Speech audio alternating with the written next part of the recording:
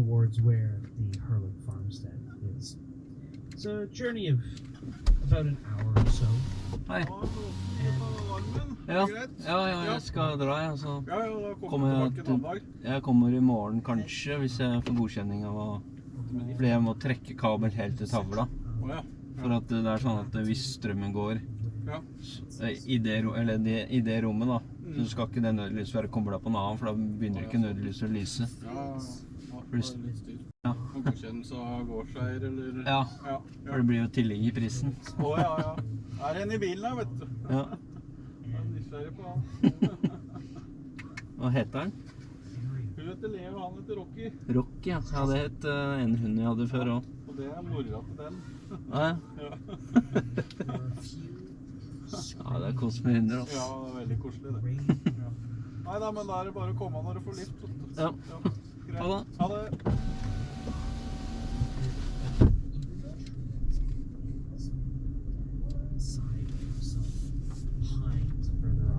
Distance that are half naked.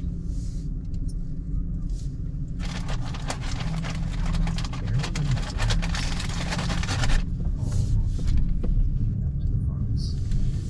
Patches of mud, and the grass that is there is just this grubby crabgrass, more grade.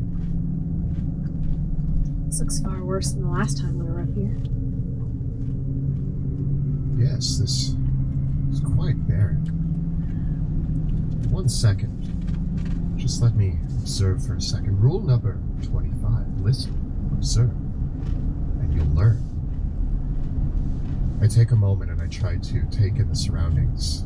Do I notice any movement towards the barn? Any signs of life or anything that seems incredibly abnormal? There are 2 large buildings that make up the farmstead. One is a very large and well-built farmhouse itself. Owing to the prosperity of the Hurlings many years ago, they rebuilt their farm, and it is a large, almost with 2 floors and an attic. Enough that at their peak there were 4 children, and parents and grandparents. So they did quite well for themselves. And then they're just off it is a large barn with 2 big doors leading into it, where the Hurlings keep their animals, and the fields. And in the midst of one of the fields, there is a small old shed that's been you can see the door of the shed hangs somewhat ajar, like hangs broken off. And it looks like the roof might have been somewhat caved in of it. In fact, the state of the roofs of all of these buildings are not in great shape. There's holes in the roofs of the barns, and all the windows in the farmhouse have been broken. Do I hear anything? Not even birds. Is that curious? Yeah. As you look around, there's not a sign of life. There's something wrong here. I sense death within this place. I look over to Houdini and say, "Do a round. Fly him off. I think we should call in some Gunther's here." Call out. Why not? It's his farm. Should he not be here? Something is amiss. Man. I suggest we approach with caution. If you think it's best. I will take your lead. I've just nearly given you mine. I don't see why we have to approach. It's just a poor man and living all up here alone. So be it. Bruce is gonna check it out as well. Stand here. Let's go up to the farmhouse and see. And I walk up to the front door. I see it. You approach the farmhouse has a small lean-to at the front door and then a back door as well. There's a large cart parked out in front, a stack of wood piled up besides, and several broken down pieces of farm equipment, an old plow, rusted over and through, bits of pitchforks and pen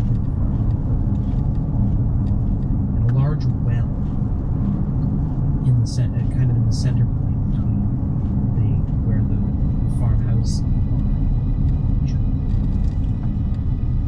The whole area is slick with mud, with some wagon tracks and prints and boot prints through the mud. It looks like there's been some people at least traveling in recent periods. Let's take a look in the windows as we approach. Do you want to approach the back door or the front? Well, we assume he's home. Approach, you hear a gurgle coming from the barn. It sounds maybe like a horse throat. That horse sounds like it's in trouble. That's not right. That doesn't seem... I have a bad feeling about this. I pull out my crossbow.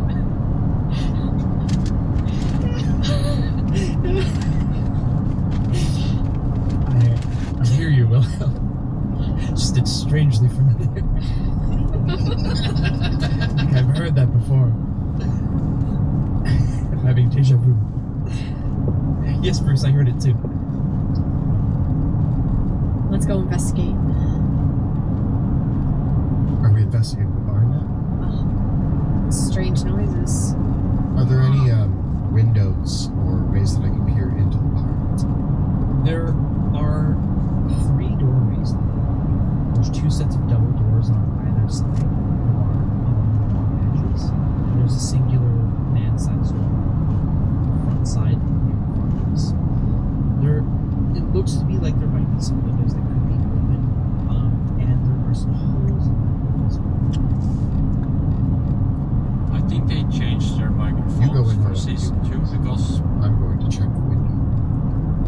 this sounds really bad with all I'm going its to try to creep noises. to the nearest window Okay. and peer inside.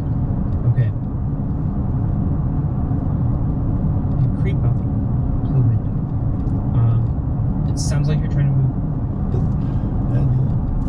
But also to satisfy that craving, when you do satisfy that craving, it's an immediate release of one of the most pressing physical things that's bothering you. The most pressing physical thing that's bothering you is you want a cigarette. In And the when you get times when I've tried to give up, what I've found that my brain doesn't work the way I want it to work.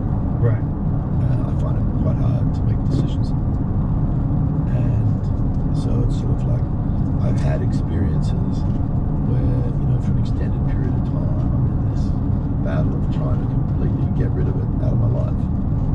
But all of these other things are being negatively affected because I'm not making decisions. My businesses are starting to wobble. My bank account's not looking good, And so I've just gone, fuck it, get everything back in line. well, it's a significant nootropic. It really is.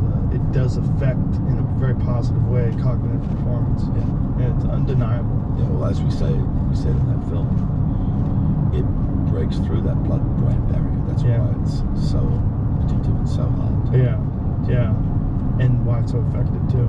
It's just too bad it's just terrible for you. Yeah, and I'm feeling it, man. At the age of 60, having smoked since I was a kid, 100%. No, it's like it's a short course for me. When you were playing Braddock, did you smoke all through the training? I smoked in the ring. Right? There's photographs. I had a guy because was off on, and so I used to just go over the corner and stick it on my mouth and puff. Wow. But then we developed a set of gloves that were Velcro. So they had the laces on the outside, but they're actually Velcro. I could get them out so I could have a cigarette. But, Oh, wow. Yeah, not constantly, but we'd be, doing a shooting day in the ring. You're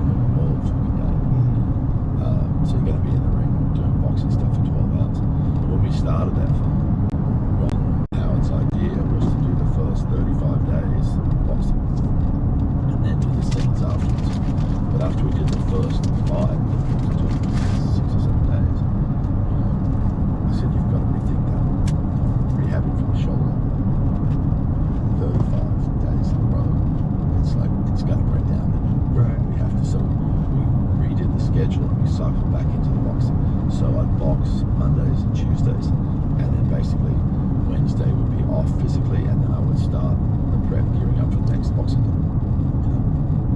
And what was good about it is that it kept me in shape through the whole shoot. If we'd done 35 days of boxing and stopped, and done another 30 shooting days where I didn't have to box, James J. Braddock would have changed shape during the course of the film. It was because I was cycling back into the boxing that I stayed in shape and kept improving. Because we had gaps in between, so I'd learn a little bit more from Angela or whatever, and be able to adjust something. So it was a really good choice to make, because it made, and it was because of doing that Ron was able to clearly see we need another gear change now. And that's the only way we can have a gear change if we just do it. But when I did the real fight, I did it with the fella Troy. He was still real loving. A great athlete, incredible on the ropes, just superior. I did it with him because I wanted the challenge of doing it. If we're going to do it for real, I'm going to do it with him. And we were chasing each other around that ring. It was an incredible experience, but it wasn't. It's just that thing. It's like, he's a good, solid guy, and I know he was never going to kill me. Right, right. There was a couple of blokes in that cast. Yeah. If he gets the opportunity, he's too feral. He'll just take my head off. If I give him half a freaking break, he'll just, Yep, there's guys like that out there. Yeah. Did you have any experience boxing as a young man? A little bit. I did martial arts when I was a kid. So I started off with karate, Budokan. I would have started that when I was 12. Then I did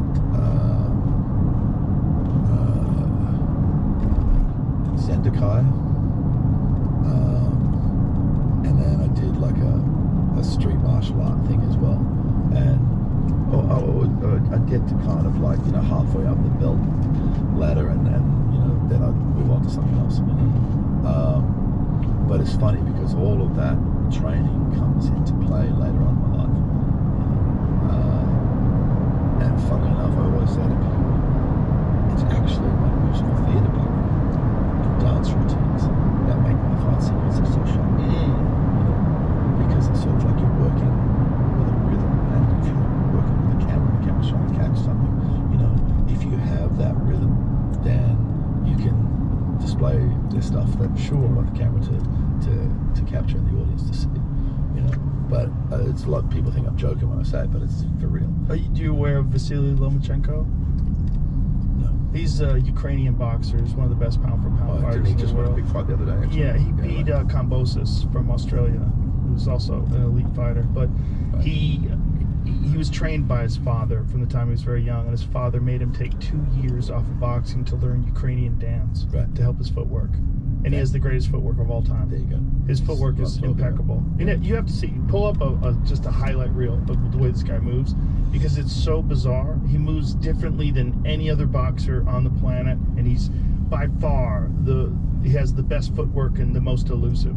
Right. He cuts angles and does movement and misdirects in a way that no one else does. I got that list wrong. I did Budokan to start with, then I did Serdor, which is a kung fu.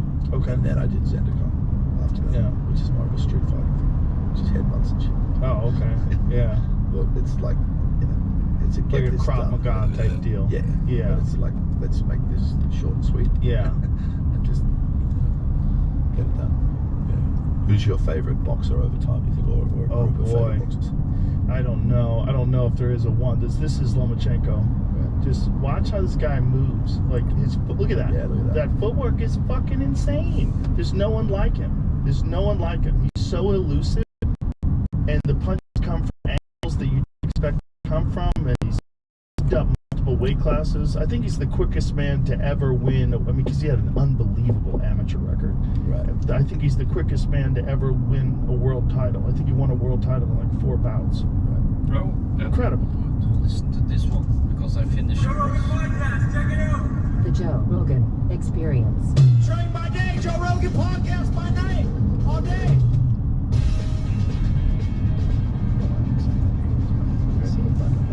I'm so happy to be here, buddy. Thanks. I'm happy to have you here. I was excited to see you. We know each other a long time, and I was excited to come to Austin, of course. We were just talking about how Zookeeper was 14 years ago. That's shocking. Like, how? I know. I hate that. Fucking flies by, man. It's terrible. It's terrible. That was a fun time though. KJ was so excited. That was very fun. That was very fun. You and KJ with Sussy. Yeah. Right? Yeah. That's how you guys. You guys. I've known Kevin for 30-something years. Yeah. I've known him forever. It's funny because even your stand-up, I watched your stand-up the other night. You guys remind me of each other. There's something. You take your time on stage. You set it up. You say your shit, and you live in it. Like it's not the same, but you can tell you guys are buddies. There's something about it. That's feel like it. Everybody feels like I would hang out with that guy. It's cool. But did you and KJ start stand up together, or Well, we didn't start together exactly. I started in Boston. He started in New York, but I met him when I was like, I guess 2 years in. About 2 years in. Where did you guys meet? In New York. At the Strip or something? I think we met at Eastside. Eastside. I don't think I did. That's downtown. No, Eastside Comedy Club is on Long Island.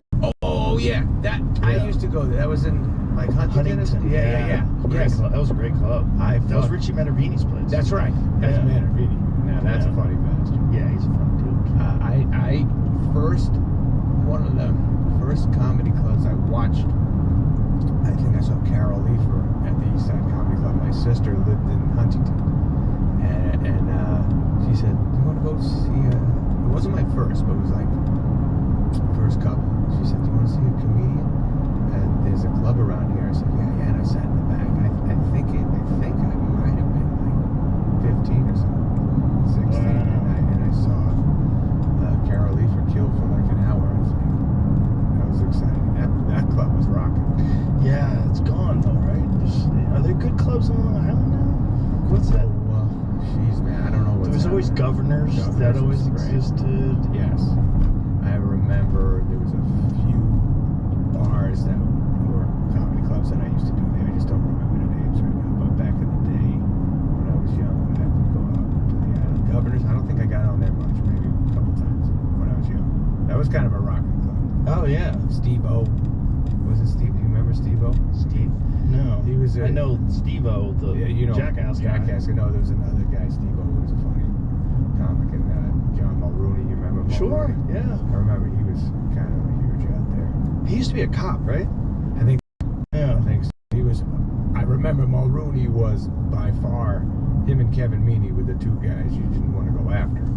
I remember Mulrooney would just destroy a room. He was so loose and would dominate the room, and then they bring you up. You're like, oh goodness gracious. I saw Kevin Meaney once at Catch a Rising Star in Cambridge, and it was insanity. It was when he was at his peak, absolute peak. I wasn't even thinking about doing comedy then.